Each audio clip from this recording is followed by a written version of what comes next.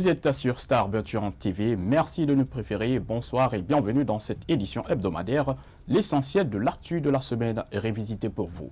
La convergence des acteurs pour la relève politique CARP a fait une déclaration cette semaine pour exprimer son soutien à toute tentative allant dans le sens d'un dialogue politique inclusif interguinéen. Elle l'a fait savoir ce lundi 7 juin 2021 lors d'une conférence de presse à la Maison commune des journalistes. Yaya Oumabari et Ibrahima Khalil Silla pour plus de précisions. De 40 partis politiques, la convergence des acteurs pour la relève politique CARP, à travers une déclaration, annonce son soutien à toute initiative allant dans le sens d'un dialogue politique inclusif interguinéen. La convergence des acteurs pour la relève politique CARP déclare son soutien à toute initiative allant dans le sens d'un dialogue politique inclusif interguinéen. Dans cette vision, nous nous engageons à accompagner le président du cadre permanent du dialogue politique et social et son secrétaire permanent nommé pour l'atteinte des objectifs de leur mission. Cependant, elle s'oppose à toute idée prévoyant l'augmentation du prix du carburant sans aucune mesure d'accompagnement. La CARP s'oppose à toute idée prévoyant l'augmentation du prix du carburant à la pompe sans tenir compte des mesures d'accompagnement telles que la baisse des prix des produits de première nécessité, l'augmentation du nombre de bus pour le transport des personnes et de leurs biens. La CARP invite le gouvernement guinéen à recenser et indemniser tous les propriétaires des maisons qui ont été détruites lors du déguerpissement des voiries urbaines conformément à la loi. Parlant des détenus politiques, ces acteurs demandent à l'État d'accélérer les procédures judiciaires pour situer ses opposants sur leur sort.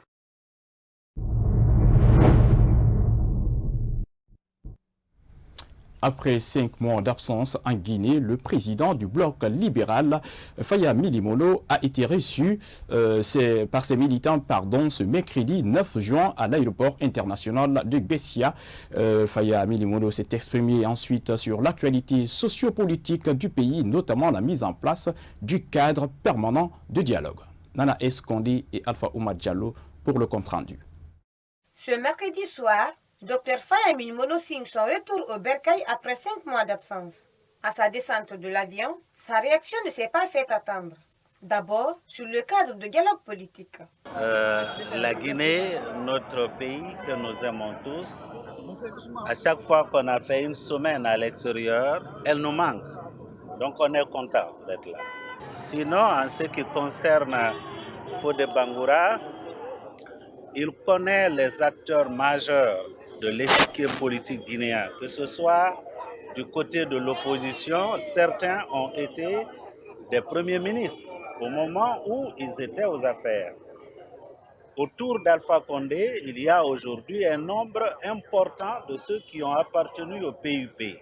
Je crois que ceci peut être un atout pour essayer de concilier les positions. Parce que si on parle de dialogue aujourd'hui, il faut travailler pour qu'il soit inclusif. S'agissant des détenus politiques incarcérés à la maison centrale, Faya Milimono souhaite leur libération afin de valoriser un dialogue sincère. Gawal Ousmane, pour ceux qui ne le savent pas, avant qu'il ne soit à l'UFDG, il a été membre du bureau de la jeunesse du PGP que j'ai dirigé au début des années 90. Ablaye Diallo, celui qui a manqué d'être le maire de Kindia, Ableba, nous étions dans la NGR ensemble.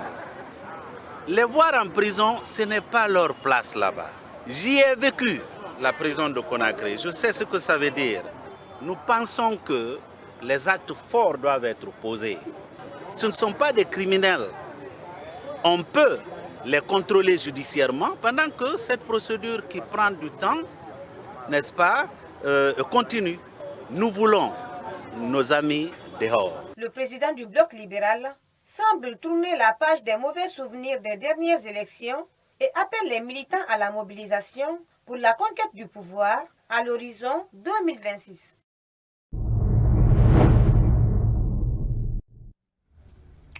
Face à la décision de la fermeture de la mine d'or dans la sous-préfecture de Koussitel, préfecture de Gawal, quelques acteurs politiques et de la société civile ont donné leur point de vue. Ils sont pour la réglementation de la zone aurifère, mais estiment que la population locale doit tirer profit de cette mine. Kadiatou Bari et Ibrahima Khalil Silla.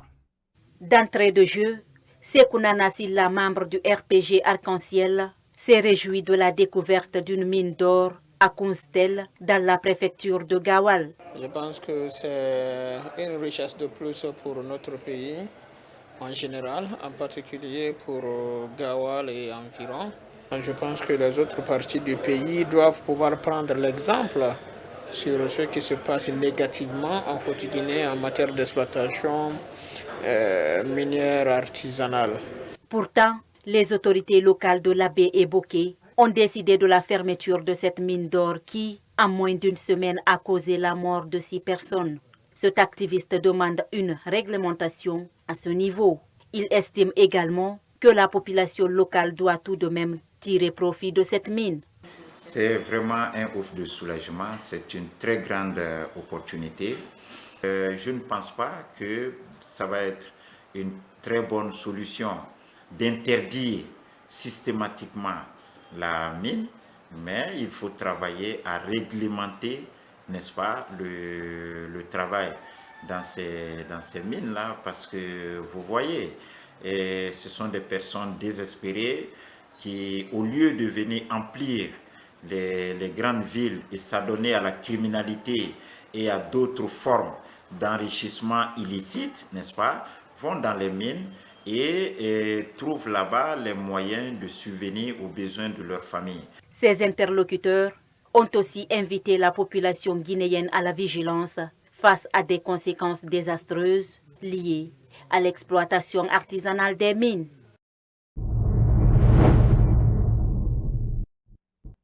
Justice à présent dans cette édition hebdomadaire. La Cour d'appel de Conakry a revu la peine de Fonike Mengue à la hausse.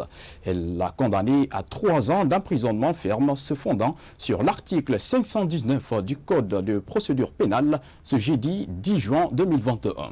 Cette décision fait suite à l'appel relevé par les avocats de ce responsable du FNDC après être condamné à 11 mois de prison.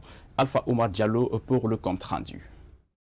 Les réactions des amis et proches de Oumar Silla Fonike Mengue ne se sont pas fait attendre suite au verdict qui condamne le mobilisateur du FNDC à 3 ans de prison ferme à travers une jonction de 2 dossiers contre sa personne.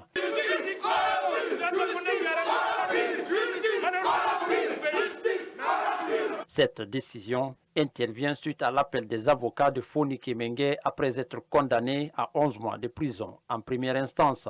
Des avocats qui, visiblement, sont sous le choc, promettent que le combat ne fait que commencer. Oumar Silla, communément appelé Fonike Mengue, a été condamné à 3 ans de prison ferme, vous l'avez constaté.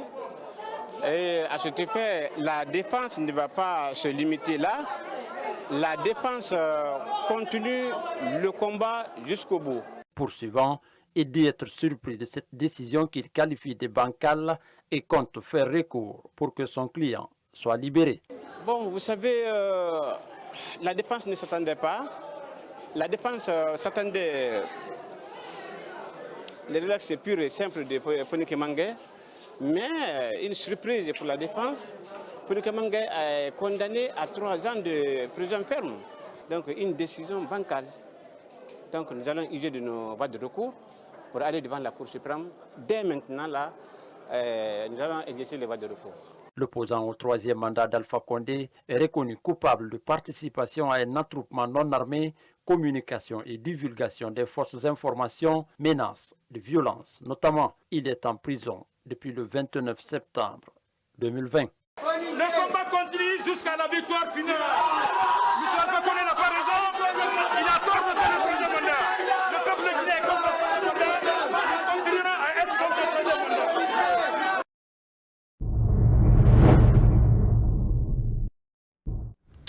Restons dans ce même sillage, condamné en première instance à 5 ans de prison ferme. Mamadi Kondé, alias Sans Frontières, vient de bénéficier d'une réduction de peine. Après plusieurs reports, le verdict est enfin tombé ce jeudi 10 juin 2021 à la cour d'appel de Conakry. Le prévenu a écopé une peine d'1 an de prison ferme. Compte rendu, Ibrahima Suribari et Alpha Oumar Diallo. Contrairement à la décision du tribunal de première instance de Dixine, la cour d'appel de Conakry réduit la peine contre Mamadi Kondé, alias Madik Sans Frontières. Au lieu de 5 ans de prison, le blogueur et militant de l'UFDG ne fera qu'une année de prison et sans amende. Son avocat se réjouit de ce jugement. Sa peine a été ramenée de 5 ans à 1 an et qu'il n'y a plus d'amende. Je ne peux que me réjouir, dire Dieu merci. Et notre appel a prospéré. Parce que si de 5 ans on revient à 1 an, je pense qu'il ne lui reste plus que quelques broutilles de mois pour s'en sortir. En tout cas, pas moins de 5 mois maintenant, il pourra regagner sa famille, sa liberté et puis les siens. Cette décision du juge Mangadou Basso est allée dans le sens que le ministre public, qui avait souhaité à ce que l'acte de pardon de l'accusé au chef de l'État et au peuple de Guinée soit pris en compte. Bien qu'il se dise satisfait, Maître Salif Biavougui reste encore sur sa faim. Le droit n'a pas été dit, il faut le reconnaître, parce que nous avons toujours contesté les faits, nous avons contesté les infractions, mais entre te couper le bras et la tête, je préfère qu'on te coupe le bras parce que tu peux toujours avoir un autre bras. Mais si on te coupe la tête, c'est difficile de remplacer la tête. Donc Dieu merci. Et en ce qui le concerne, je le rencontrerai en prison les heures qui vont suivre pour voir est-ce qu'on va faire le pourvoi ou pas. Mais en ce qui me concerne, je pense que cette décision-là est mieux que la première. Madik Sans Frontières a été arrêté en octobre 2020 à la frontière entre la Guinée et la Sierra Leone. Il est accusé pour des faits de téléchargement, diffusion de messages, photos, dessins de nature raciste ou xénophobe, menaces, violences et injures par le biais d'un système informatique.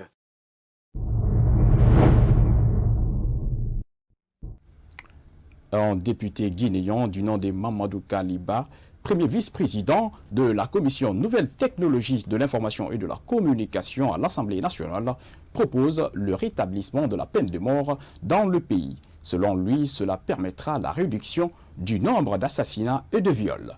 Il l'a fait savoir lors d'une interview accordée à notre rédaction ce mercredi 9 juin. Bintou Souma et Moustapha Diané pour le reportage.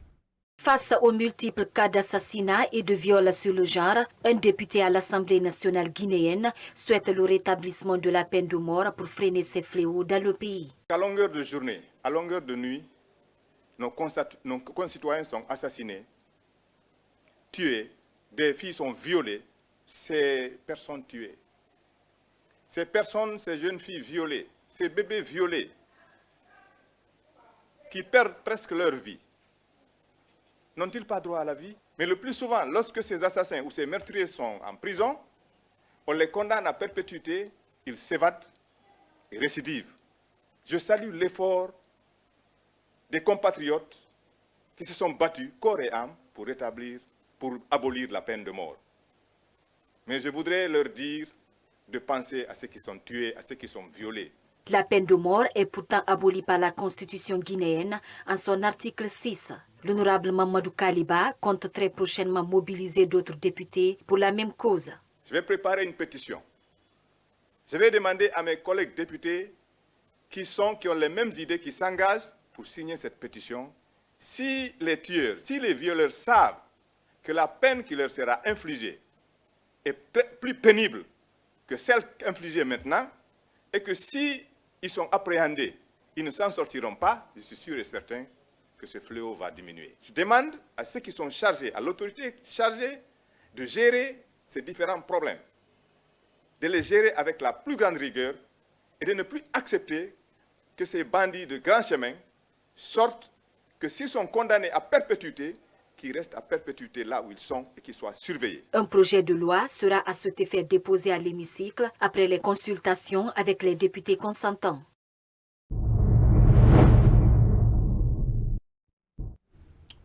Des tenanciers des bars, restaurants et boîtes de nuit qui auraient violé le principe du couvre-feu ont été interpellés et déférés à la maison centrale de Conakry avec certains de leurs clients de sources policières. L'une de nos équipes a rencontré ce mardi 8 juin 2021 le président de l'association guinéenne des tenanciers, Valais Sako. Sa réaction, c'est dans cet élément de reportage signé Mariam Bari et Mostafa Diali. Une trentaine de gérants des bars, restaurants et boîtes de nuit ont été interpellés puis placés sous mandat de dépôt à la maison centrale de Conakry de sources policières. Ils auraient violé l'heure indiquée pour le couvre-feu. Le président de l'association guinéenne des tenanciers explique. Moi, je juge leur acte involontaire parce qu'ils n'en peuvent plus. Ils ont le dos au mur, ils n'ont pas de quoi manger, ils n'ont pas de quoi se nourrir, ils n'ont pas de quoi se soigner. Donc, ils sont tenus obligés d'ouvrir de façon clandestine pour au moins avoir, comme on appelle le souffle, ou bien le manque à gagner. Conscient de la gravité de la crise sanitaire mondiale causée par la pandémie du coronavirus, Valais Sako invite ses collègues au respect des consignes données par les autorités. Ce que moi je peux toujours prôner, toujours dire à l'endroit de mes collègues, c'est qu'ils acceptent de respecter le couvre-feu du matin jusqu'à 23h30, 0h, que tout soit fermé. Il est demandé de s'abstenir, non seulement de s'abstenir, mais d'aller massivement se faire vacciner et faire vacciner les travailleurs. À noter que les clients ont été tous relâchés. Et quant aux tenanciers, qui sont au nombre de 8, sont toujours en détention. Cependant, des démarches sont en cours pour leur libération auprès du procureur général de Dixine, rassure le président de l'association guinéenne des tenanciers.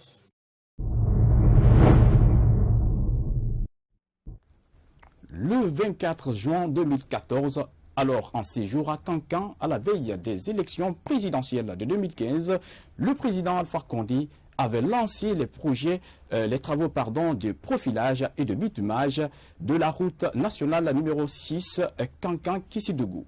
C'est l'entreprise Ebomaf qui avait en charge de l'exécution de ce projet.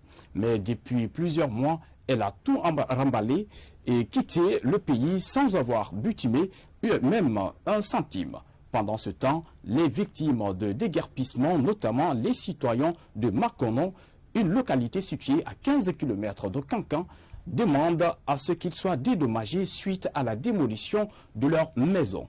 On signe cette correspondance Abdoulaye Koyassila, basée dans le Nabaya. La route nationale Cancan-Kissidougou, longue de 194 km, n'est jusque-là pas bitumée. L'entreprise burkinabé Ebomaf, en charge de l'exécution de ce projet, a quitté la Guinée dans la plus grande discrétion. Ici à Makono, un district relevant de la sous-préfecture de Koumban, les citoyens disent avoir perdu plus de 70 habitations et des infrastructures socio-communautaires lors du lancement des travaux en 2014. Même voilà, donc au Maquet, Ils nous ont dit que les travaux allaient prendre 3 ans. Cela fait maintenant 8 ans que nos maisons et cases ont été démolies. On n'a rien vu de tout ce qu'ils nous ont dit. Les habitations, écoles, la caisse locale, le local de notre groupement, le poste de santé ont été démolis. Les arbres ont été coupés, les puits détruits, mais jusqu'ici la route n'est pas bitumée. Donc, toujours, le lancement de ce projet avait créé un réel enthousiasme chez les citoyens. Mais 8 ans après, c'est le désespoir qui s'illustre sur le visage des habitants de cette localité. D'autant plus que plusieurs d'entre eux peinent à reprendre leur activité agricole.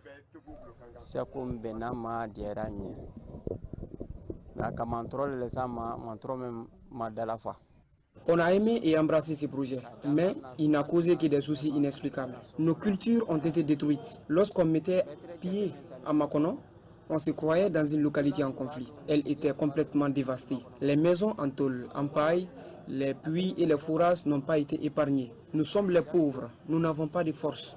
C'est les autorités qui ont la force. On ne peut que les regarder. L'atmosphère est terrible à Makono. À chaque passage dans un roulant, une énorme poussière se dégage. rend l'air irrespirable et pratiquement la vie difficile aux habitants des lieux. Nous souffrons beaucoup ici. À chaque passage d'un véhicule, une poussière indescriptible s'abat sur la localité. Ces poussières ont complètement changé la couleur de nos maisons, sans oublier les risques de maladies qui vont avec.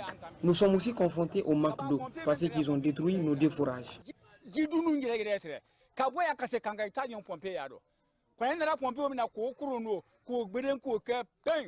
Ne sachant pas à quel sens se vouer, les habitants de Makono demandent à l'État à être dédommagés. Le président du district de Makono dit qu'ils sont en colère mais dépourvus de force.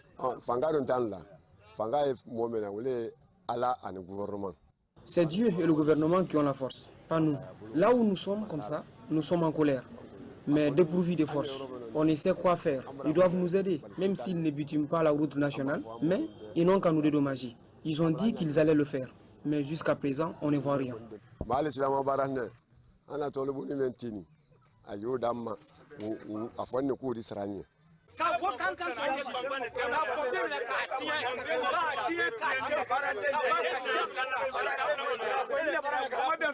À quelques mètres du district se trouve la base de Bomaf.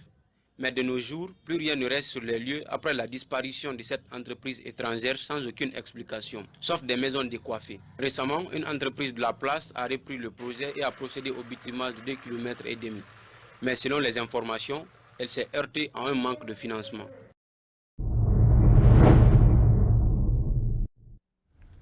Sport pour finir. Dans un courrier adressé au secrétariat général de la Fédération guinéenne de football, la FIFA demande la suspension de tout processus électoral de l'instance dirigeante du football guinéen. Ce mardi 8 juin 2021, certains acteurs du Curon se sont exprimés face à cette situation. Ibrahim Diallo. La Fédération internationale de football association FIFA, à travers un courrier, a demandé la suspension du processus électoral à la Fédération guinéenne de football. Pour le porte-parole des clubs de la division nationale, c'est évident que la FIFA vient mettre de l'ordre dans la maison. Si entre nous, Guinéens, entre nous, acteurs du football guinéen, on ne s'entend pas sur des questions aussi sensibles, sur des questions que nous-mêmes ne pouvons régler à l'intérieur ici. C'est dans le plein droit de la CAF et de la FIFA en tant que l'instance internationale de football, l'instance fêtière de football mondial, de venir mettre de l'ordre dans notre maison. Selon ce consultant sportif, cette position de la FIFA fait suite à l'aboutissement logique de la crise qui traverse le football guinéen. Le 28 avril, on est allé au 14 mai et du 14, on est allé au 18. Bon, il y a eu des rebondissements. Et on a assisté à un véritable feuilleton. Bon, les organes chargés d'organiser cette élection ne se sont pas entendus. Et tout dernièrement, vous avez suivi les querelles par l'intermédiaire de courrier entre la commission électorale et la commission éthique. Pour décrisper la situation, Aboubakar Kamisoko propose. Il faut partir vers lui pour aplanir les positions. Quand Bouba Sampil est satisfait aujourd'hui, toute cette crise qui est en train de miner le football guinéen va s'évacuer. Dans les prochains jours, une mission conjointe de la FIFA et la CAF est attendue à Conakry afin de faciliter l'organisation du congrès de la FEGIFOOT.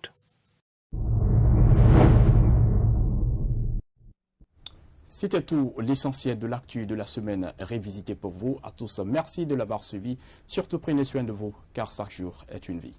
Au revoir.